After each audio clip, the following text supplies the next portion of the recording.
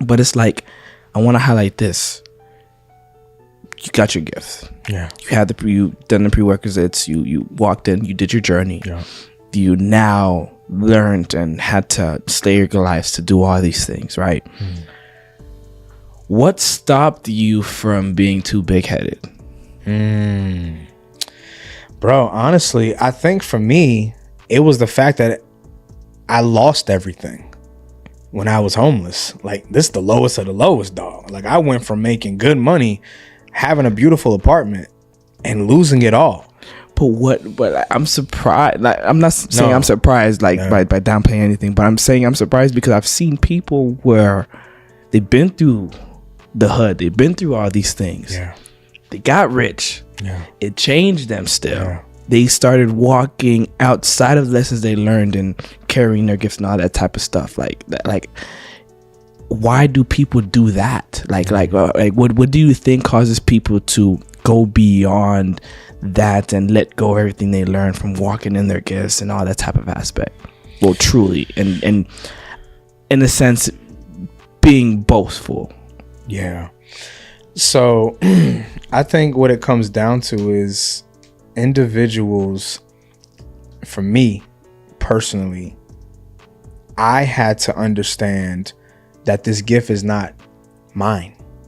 It's God-given, right? It's from God. And so God's not an Indian giver. He ain't gonna be like, oh, you can speak, let me get that back.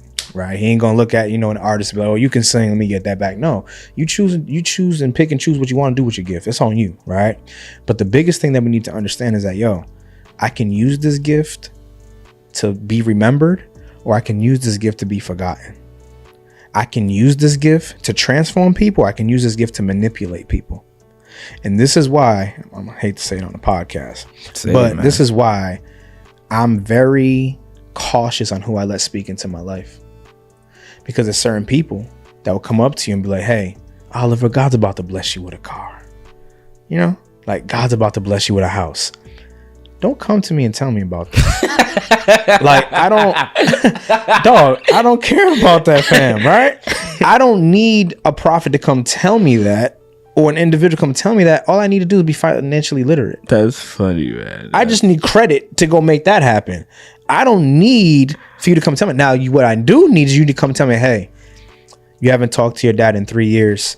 And if you don't talk to him next month, God's not going to be able to use you the way he needs to use you. Right now, you're so focused on neighborhoods, he's trying to take you to nations. But because you keep being disobedient and rebellious, because you keep holding on to that unforgiveness with your dad, God can't take you to another level. That's real. See what I'm saying? So for me, I understand that the gift is from God, and I stand on that. And so wherever God wants me to go, I'm going to go. If he wants me, listen to me, bro. There's been gigs, bro, that I would drive 2 hours to go into a basement in the summertime with no AC and speak to 6 students because God sent me. Now, somebody who's like, nah, this is my gift. Nah, they ain't paying me. I ain't doing that. Bump them kids, right? Or forget them people. I'm like, no. This gift is God-given. And because I understand it's God-given, wherever he tells me to go, I need to go with it. I need to be able to showcase acts of faith, showcase acts of the kingdom. Because he said it best, right? He said, I did not come for those who are whole. I came for those who are sick. No, yeah. That's peak obedience. And